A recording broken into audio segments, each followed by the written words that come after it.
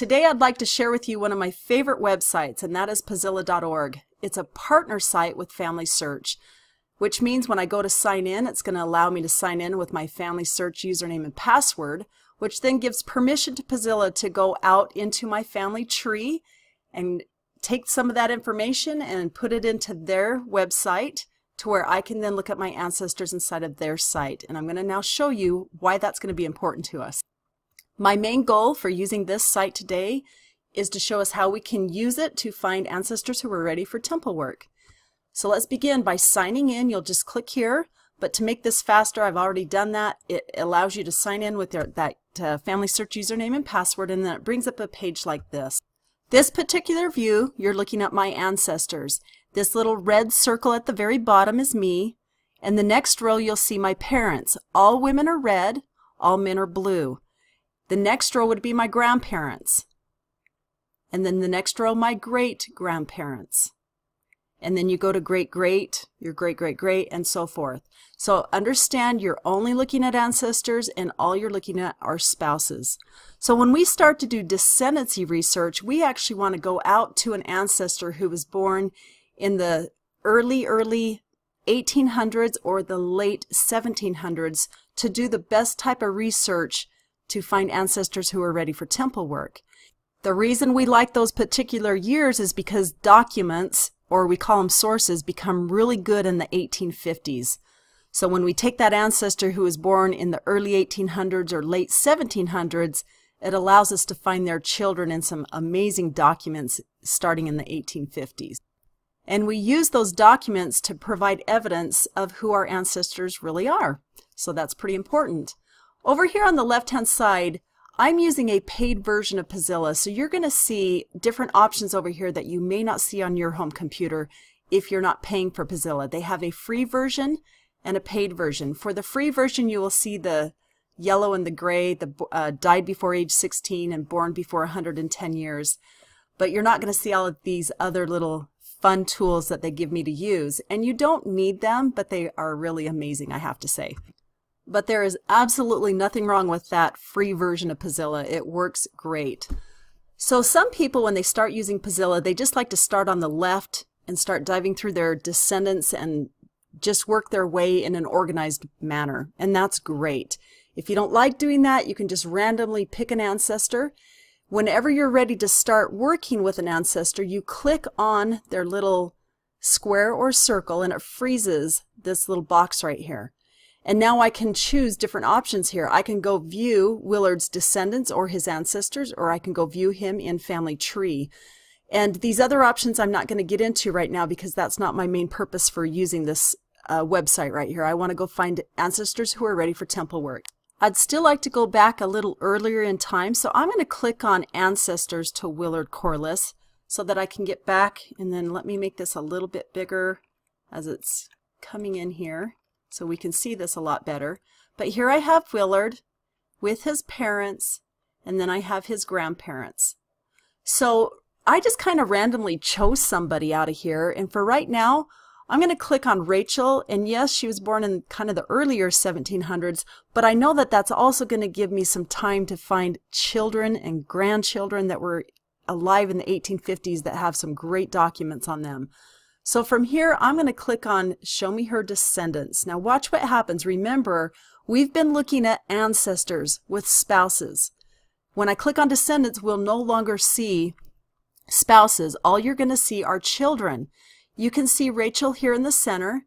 This first little tiny half circle, if you can even call it that, are her children.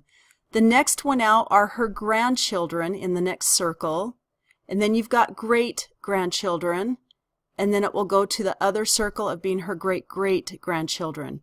Remember, in this view, you do not see spouses. All you see are children. Still, once again, squares are boys, and the circles are girls. So from here, our goal is to find dead ends. What that means is I'm looking for a male or a female who has no child connected to them. And so here we've got this son who doesn't show any children connected to him. And so that's called a dead end. Over here, Rachel has another son, and he had quite a few children. You can see his children. He had a daughter who has a dead end and a son with a dead end and so forth. But here, this particular son actually had quite a few children. So my goal once again is work on dead ends. Let me explain really quick. This yellow line is actually my direct line. You can see that that yellow line doesn't go anywhere else. So that yellow line will eventually lead back to me. So for here, I just randomly started hovering over kind of some years to see what year I wanted to work in. And of course, I want to get closer to that 1850 time frame. And so I just randomly picked this man named Seth Woodman. Never heard of him in my life, but we're going to dive in and go check on him to see if he has any spouse we can add to him or children we can add to him into the tree, so that they're fresh new people we're bringing into the tree, and then we can do temple work. That's the beauty of using a program like Puzzilla to search for ancestors who are new to bring into our tree, because then we don't have to worry as much about duplicates. Whereas when we start using Hope Chest, Take a Name, Find a Record, which are great programs and they have their place, oftentimes the names that they bring back to us are duplicates in the system. And so we have to be careful using those programs to make sure we're really going out there and looking for duplicates.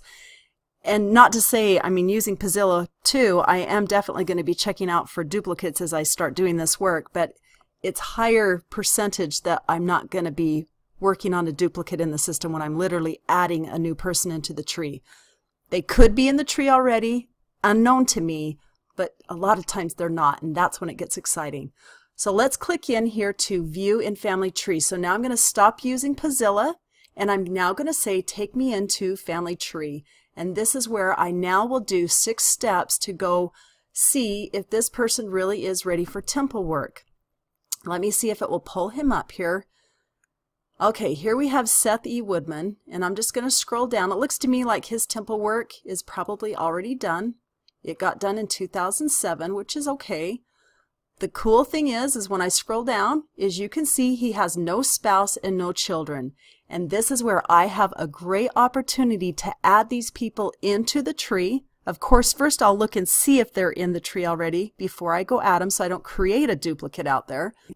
But more often than not, when I go to add in these people into the tree, they're not already there. And so it's a great way to start doing temple work through descendancy research.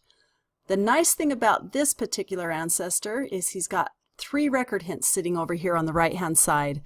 And as I click into them, this first one is a death record on him, and which you can see over here, he doesn't have a death. So my job is to see if this record hint really is about my ancestor by just gathering up enough information to make that choice of whether it really is or not. You can see his father, Joseph Woodman, mother, Nancy Corliss, and when I click out of here and scroll down, there's Joseph and Nancy. And so I'm just starting to kind of gather information to see, do I have the right guy? Here's an 1870 census. When I scroll down, I'm assuming that this probably could be his wife with his children. And another source sitting over here looks like, once again, a wife and another son here. So how wonderful is that I have these record hints that have a pretty high percentage that they really do go with my ancestor, that I can then attach to him and clean up his vital information here. And then with that new information I found on these record hints, I'm able to add his spouse and his children. Now, as I'm prepping these ancestors for temple work, because remember, the husband's work is already done, so I'm going to be prepping these new people I'm adding into the system, there's a pattern I follow with every one of them. I'm going to bring up this Word document here. There's these 6 steps that I take to prepping my ancestor for temple work. I've created videos on every one of these to help you understand them with more clarity, and step by step, it really helps you go through and get them as clean as possible and sourcing them properly so you take them to the temple feeling good about it. So let me shrink this back down. Now remember, once I go through and I add these new people, remember, I then can go back to Puzzilla, and my goal is to start working on another dead end. So remember, I can just now take maybe one of his siblings and click on them and go view them into Family Tree. And I'll do that same process. I'll look for sources and these documents that are going to give me enough evidence to create a family together. Once you create that new family, don't forget, you'll then go through those 6 steps of looking for possible duplicates, standardizing, attaching your sources, cleaning up that vital information according to the sources that you have found and the information on them. You'll end it by looking for possible duplicates again, and if there are none and still that temple work is available, you can go reserve it. So those are the steps to using Puzzilla and also prepping your Ancestor for temple work. To end this video though, I'd like to show you how fun Puzzilla really is. Over here on the left, remember how I showed you? The yellow means they died before they were 16. The gray means that they were born within 110 years. You can see that some of these ancestors have these yellow little squares by them, which means they died before 16, and then some of them have the gray. But the cool thing is, if I go click on hints, Puzzilla is going to start crawling through my tree and show me all the ancestors that have hints on them. So all these orange squares, not only are these dead ends, but they have record hints attached to them. Now I can go back and tell Puzzilla, you know what? Go look for these ancestors who possibly have temple work that need done with them. So then it goes through and crawls through all these descendants, and if you end up with any green, not only here do I have a green temple, but I also have a little hint that's attached, and those are wonderful to make my research a lot easier for me. So if I go into them and find out that, wow, they really do have temple work ready, I will once again go through those 6 steps, end my whole research process by going through these 6 steps and prepping them for the temple. I just have to end this by saying that if you go to a family history center, you're able to use the paid version of Puzzilla for free. At home, you have to pay for it on a yearly basis, but anywhere at a family history center, you get to use it for free. So take advantage of that because it's absolutely fun. Have a great day.